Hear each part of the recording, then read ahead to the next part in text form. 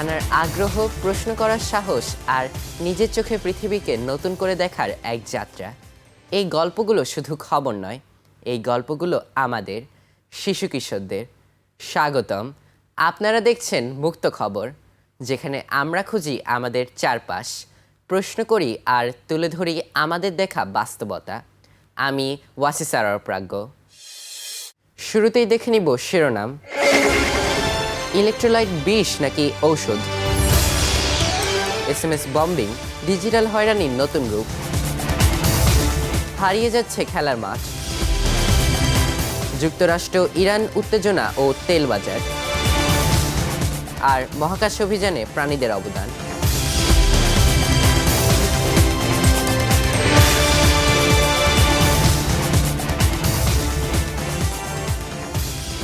শিশু কিশোরদের চোখে দেখা আজকের বাংলাদেশ, আজকের পৃথিবী।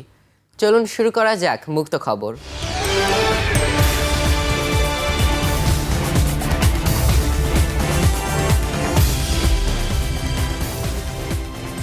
শুরু করছে আমাদের প্রতিদিনের একটি অভ্যাস নিয়ে।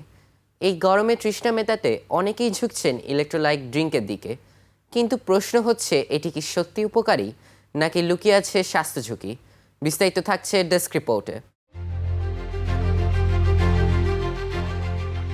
গরমে শরীর সুস্থ রাখতে প্রয়োজন পর্যাপ্ত পানি ও শক্তি, আর তাই অনেকেই বেছে নিচ্ছেন ইলেকট্রোলাইট ড্রিঙ্কস। তাৎক্ষণিক শক্তি যোগাতে এসব পানীয় জনপ্রিয় হলেও এর উপকারিতা নিয়ে রয়েছে নানা প্রশ্ন। ইলেকট্রোলাইট হলো শরীরের জন্য প্রয়োজনীয় খনিজ উপাদান, যেমন সোডিয়াম, পটাশিয়াম, ক্যালসিয়াম ও ম্যাগনেসিয়াম। এগুলো শরীরের পানির ভারসাম্য, স্নায়ুর কার্যক্রম ও হৃদস্পন্দন নিয়ন্ত্রণে গুরুত্বপূর্ণ ভূমিকা রাখে। বিশেষজ্ঞদের মতে ইলেকট্রোলাইটের ঘাটতি হলে দুর্বলতা, মাথা ঘোরা, পেশিতে খিঁচুনি ও হৃদস্পন্দনের মতো সমস্যা দেখা দিতে পারে। অতিরিক্ত ঘাম, ডায়রিয়া বা অপুষ্টি এ ধরনের ঘাটতির প্রধান কারণ, তবে এর অতিরিক্ততাও সমান ঝুঁকিপূর্ণ। বেশি ইলেকট্রোলাইট গ্রহণে উচ্চ রক্তচাপ, শরীর ফুলে যাওয়া, কিডনির সমস্যা, এমনকি মানসিক বিভ্রান্তিও দেখা দিতে পারে। অতিরিক্ত ইলেকট্রোলাইট ড্রিঙ্ক ও লবণ গ্রহণ এর অন্যতম কারণ। চিকিৎসকরা বলছেন, খেলাধুলা বা ডায়রিয়ার মতো বিশেষ পরিস্থিতিতে ইলেকট্রোলাইট ড্রিঙ্ক উপকারী হতে পারে, তবে স্বাভাবিক অবস্থায় নিয়মিত এর পানীয় গ্রহণ না করে বিশুদ্ধ পানি সবচেয়ে বেশি নিরাপদ। সংশ্লিষ্টরা জোর দিচ্ছেন সঠিক ভারসাম্যের ওপর, কারণ ইলেকট্রোলাইট যেমন শরীরের জন্য জরুরি, তেমনি এর অপব্যবহার তৈরি করতে পারে বড় ধরনের স্বাস্থ্য ঝুঁকি। জামিনী আক্তার ঝুমুর, মুক্ত খবর, 21 টেলিভিশন।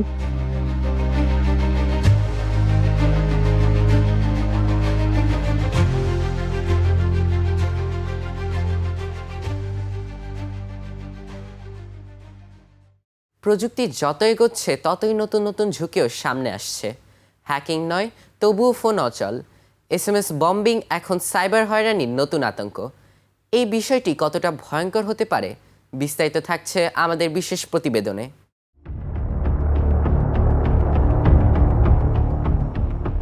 প্রযুক্তি যেমন আমাদের জীবনকে সহজ করেছে, তেমনি এর অপব্যবহার তৈরি করছে নতুন নতুন ঝুঁকি। সাম্প্রতিক সময়ে সাইবার বুলিং এর এক নতুন রূপ হিসেবে সামনে এসেছে SMS বম্বিং। এই পদ্ধতিতে হঠাৎ করে আপনার মোবাইল নম্বরে কয়েক সেকেন্ডের ব্যবধানে আসতে থাকে শত শত OTP বা ভেরিফিকেশন মেসেজ।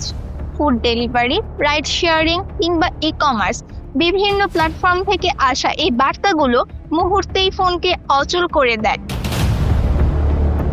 বিশেষজ্ঞরা বলছে, এটি সরাসরি হ্যাকিং নয়, বরং বিভিন্ন অনলাইন সার্ভিসের API দুর্বলতাকে কাজে লাগিয়ে স্বয়ংক্রিয় এই বার্তা পাঠানো হয়। অনেক ক্ষেত্রে ফ্রি ওয়েবসাইট ব্যবহার করে সহজেই এই আক্রমণ চালানো সম্ভব। যদিও এতে সরাসরি আর্থিক ক্ষতি হয় না, তবে ভুক্তভোগীরা পড়েন চরম ভোগান্তিতে। গুরুত্বপূর্ণ মেসেজ হারিয়ে যায়, ফোন ব্যবহার করা কঠিন হয়ে পড়ে এবং মানসিক চাপও বাড়ে। বাংলাদেশ ডিজিটাল নিরাপত্তা আইন অনুযায়ী কারো অনুমতি ছাড়া তার ডিভাইসে বিঘ্ন সৃষ্টি বা হয়রানি করা দণ্ডনীয় অপরাধ। তবে আইনের পাশাপাশি সচেতনতাও অত্যন্ত জরুরি। বিশেষজ্ঞদের পরামর্শ, নিজের মোবাইল নম্বর অপ্রয়োজনীয় কোথাও শেয়ার না করা, সন্দেহজনক ওয়েবসাইট এড়িয়ে চলা এবং ডিজিটাল নিরাপত্তা বিষয়ে সচেতন থাকাই পারে এই ধরনের হয়রানি থেকে রক্ষা করতে। হাবিবা আক্তার মারিয়া, মুক্ত খবর, 21 টেলিভিশন।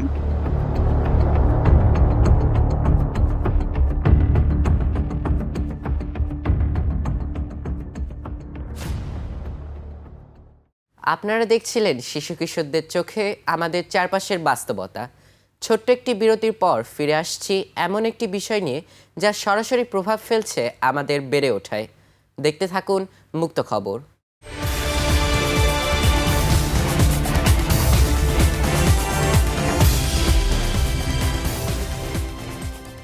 বিরতির পর আবারও স্বাগতম। আপনারা দেখছেন মুক্ত খবর। যেখানে একদিন ছিল খেলার মাঠ, আজ সেখানে উঠে যাচ্ছে ভবন। শহরের খোলা জায়গা কমে যাওয়ায় শিশুদের স্বাভাবিক বিকাশ নিয়ে বাড়ছে উদ্বেগ।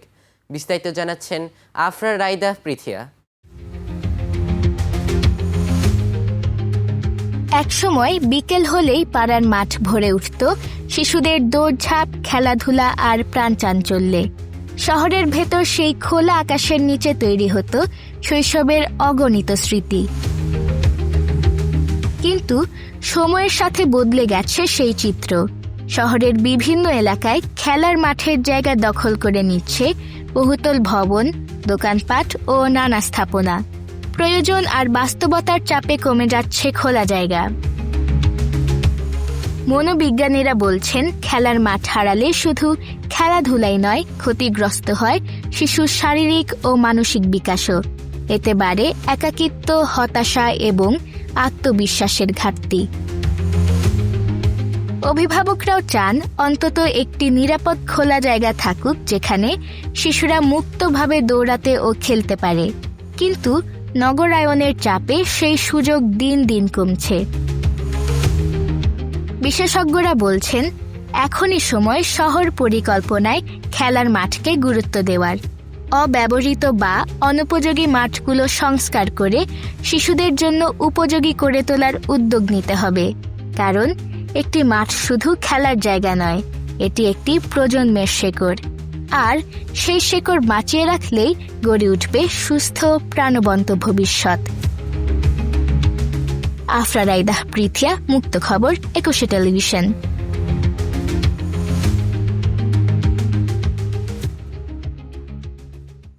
যুক্তরাষ্ট্র ও ইরানের সাম্প্রতিক উত্তেজনার পর নাজুক এক যুদ্ধবিরতি হলেও টালমাটাল হয়ে উঠেছে বৈশ্বিক তেল বাজার। হরমুজ প্রণালী ঘিরে সরবরাহ ঝুঁকি বাড়িয়ে দিচ্ছে জ্বালানির দাম। বিস্তারিত থাকছে ডেস্ক রিপোর্টে।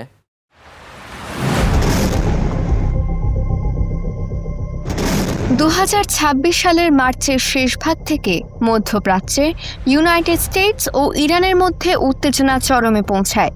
পরিস্থিতি সামাল দিতে এপ্রিলের শুরুতে দুই পক্ষ নাজুক এক যুদ্ধবিরতিতে সম্মত হলেও তা এখনও অনিশ্চিত। এই সংকটের কেন্দ্রবিন্দুতে রয়েছে স্ট্রেইট অফ হরমুজ, বিশ্বের অন্যতম গুরুত্বপূর্ণ জ্বালানি পরিবহন পথ। বিশ্বের মোট পেট্রোলিয়ামের প্রায় 1/5 এই প্রণালী দিয়ে সরবরাহ হয়।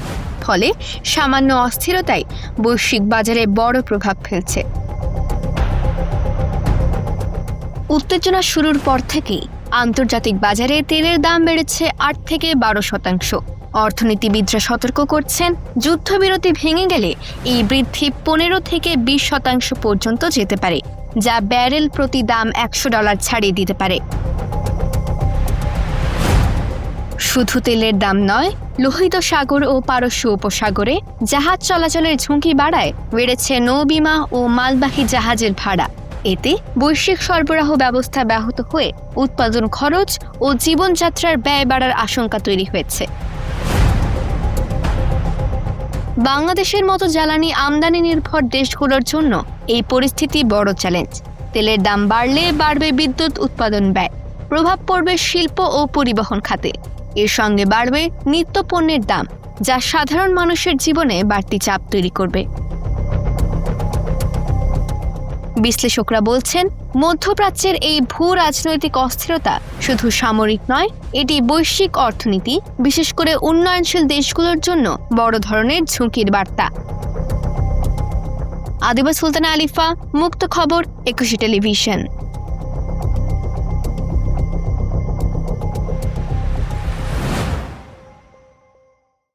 আরও একটি ছোট্ট বিরতির পর ফিরে আসছি আজকের শেষ গল্প নিয়ে।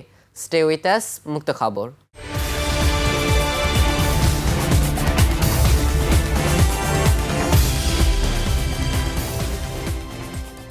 আবারও স্বাগতম।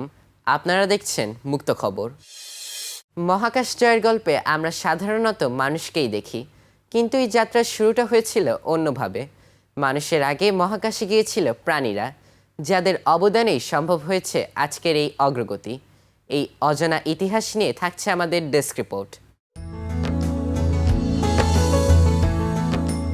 আজকের মহাকাশ জয় প্রযুক্তির এক অনন্য সাফল্য। তবে যাত্রার শুরুটা হয়েছিল কিছু নিরীহ প্রাণীর মাধ্যমে। মানুষের আগে বিভিন্ন প্রাণীকে মহাকাশে পাঠিয়ে বিজ্ঞানীরা বুঝতে পারেন মহাকাশে জীবন টিকে থাকা সম্ভব। 1957 সালে স্পুটনিক 2 লঞ্চ মিশনে লাইকা নামের একটি কুকুরকে মহাকাশে পাঠায় সোভিয়েত ইউনিয়ন। এটি ছিল পৃথিবীর কক্ষপথে পৌঁছানো প্রথম জীবিত প্রাণী, যা বিশ্বজুড়ে আলোড়ন তোলে। এর আগে 1949 সালে অ্যালবার্ট 2 নামের একটি বানরকে মহাকাশে পাঠানো হয়। পরে 1961 সালে হ্যাম নামের একটি শিম্পাঞ্জি সফলভাবে মহাকাশ ভ্রমণ শেষে ফিরে আসে, যা মানব অভিযানের জন্য ছিল গুরুত্বপূর্ণ প্রস্তুতি। 1963 সালে ফেলিসিটি নামের একটি বিড়ালকে মহাকাশে পাঠায় ফ্রান্স, যা স্নায়বিক কার্যকলাপ নিয়ে গুরুত্বপূর্ণ তথ্য দেয়। এছাড়া 1968 সালে জন্ড 5 মিশনে কচ্ছপ সহ কিছু প্রাণী চাঁদের চারপাশে প্রদক্ষিণ শেষে নিরাপদে ফিরে আসে। এই ধারাবাহিক গবেষণার ফলে 1961 সালে ইউরি গ্যাগারিন প্রথম মানুষ হিসাবে মহাকাশে গিয়ে ইতিহাস সৃষ্টি করেন। বিশেষজ্ঞরা বলছেন, প্রাণীদের উপর পরিচালিত এসব পরীক্ষায় মানুষের মহাকাশ যাত্রাকে করেছে আরও নিরাপদ ও সফল। তাদের অবদান ছাড়া আজকের এই অর্জন সম্ভব হতো না। বেহজারিন হাসান তারফি, মুক্ত খবর, 21 টেলিভিশন।